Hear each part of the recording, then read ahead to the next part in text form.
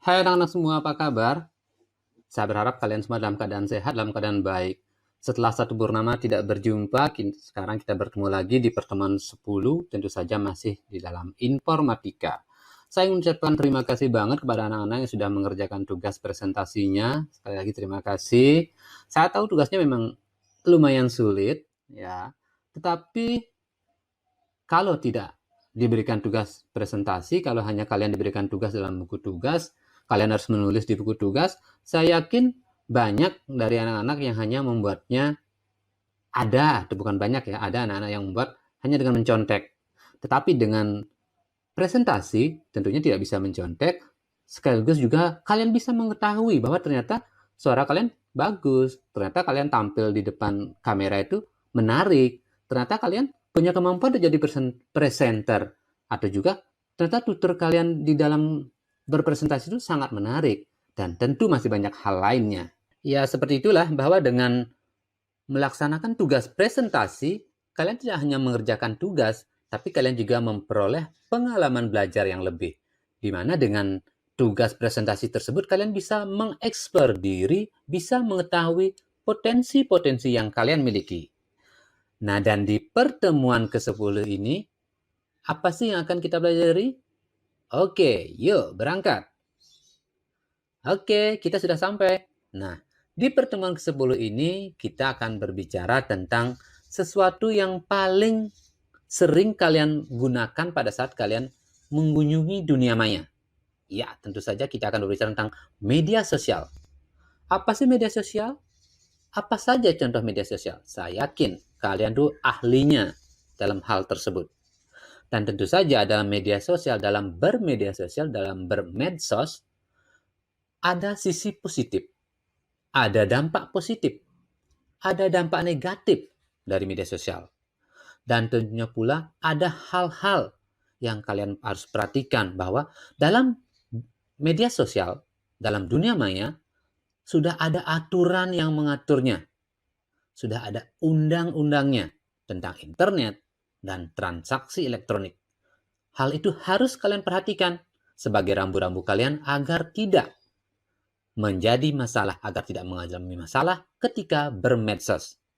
Oke, materi-materi semuanya ada di internet. Oleh sebab itu, saya tidak akan membahasnya secara lebih dalam, tetapi kalianlah yang akan saya berikan tugas. Tentu saja juga tugas berpresentasi. Tetapi kalian akan berpresentasi secara berkelompok.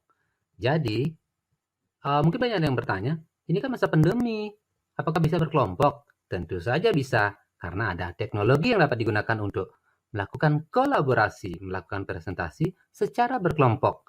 Berpresentasi secara berkelompok meskipun tidak dalam satu tempat dengan menggunakan teknologi. Nah, kelompok-kelompok ini saya tentukan sebagai berikut. Kelompok 1 merupakan kelompok yang terdiri dari absen 1, 3, 5, 7, 9. Kelompok 2, absen 2, 4, 6, 8, 10. Kelompok 3, absen 11, 13, 15, 17, 19. Kelompok 4, absen 12, 14, 16, 18, 20. Kelompok 5, absen 21, 23, 25, 27, 29.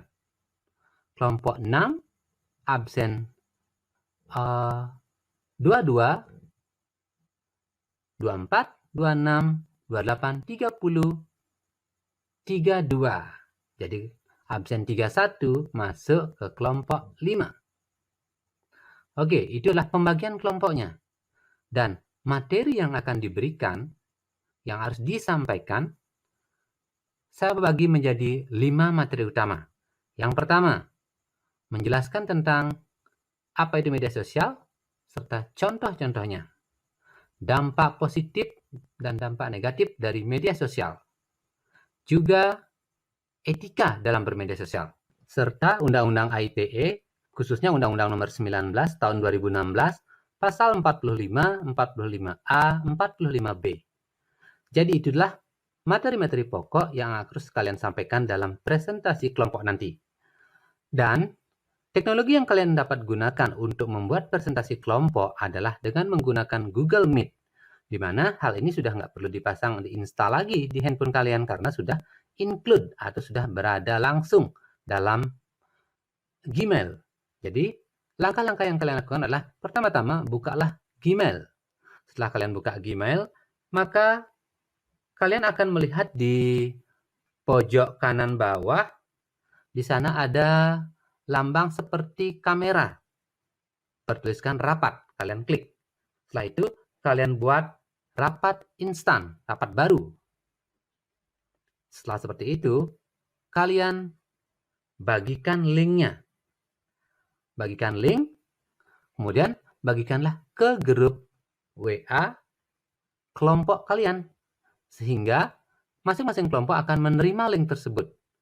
Setelah link diterima oleh masing-masing kelompok, diklik, kemudian dia akan minta bergabung. Nah, yang sebagai host, sebagai pemimpin dalam kelompok, melakukan kegiatan ini. Dia yang mengundang rapat.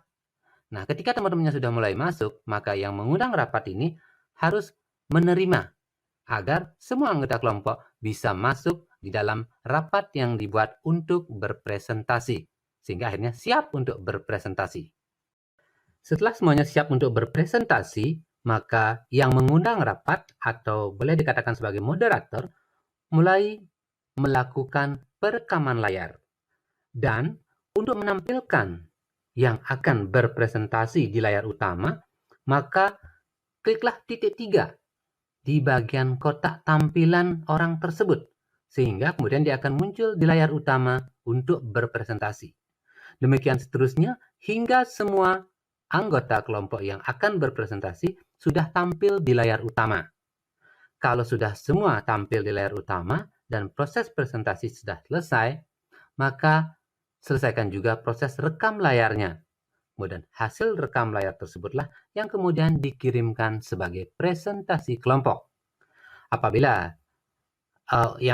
yang pertama misalnya tidak memuaskan kalian bisa mengulangi untuk membuatnya sampai menghasilkan presentasi terbaik dari kelompok kalian.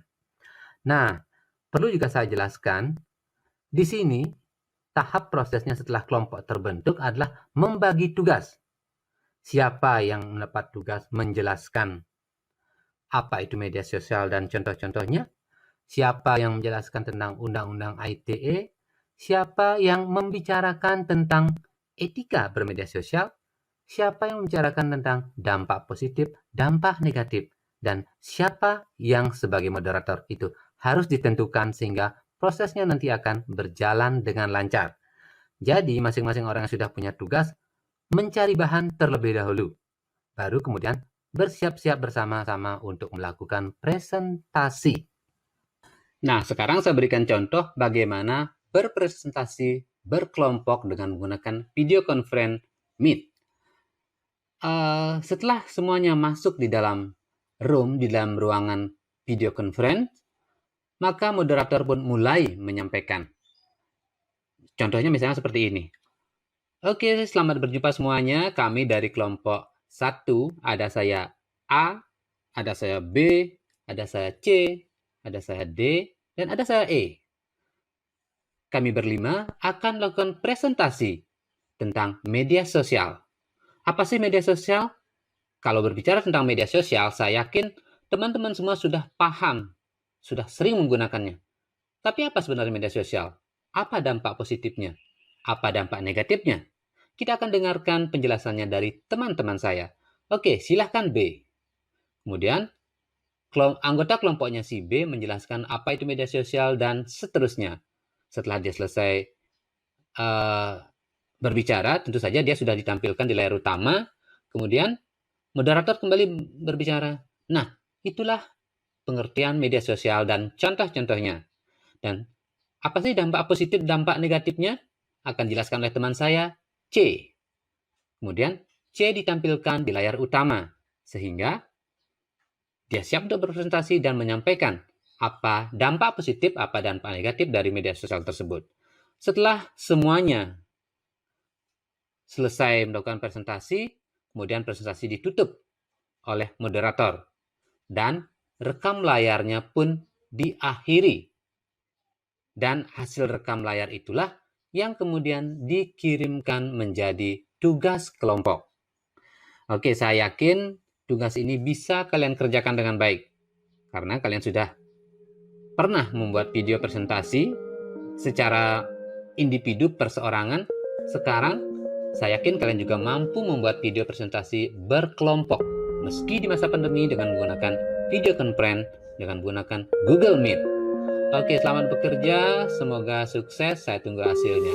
Terima kasih, sampai bertemu di pembelajaran berikutnya. Dan link tempat pengumpulan tugas kalian bisa lihat di sini.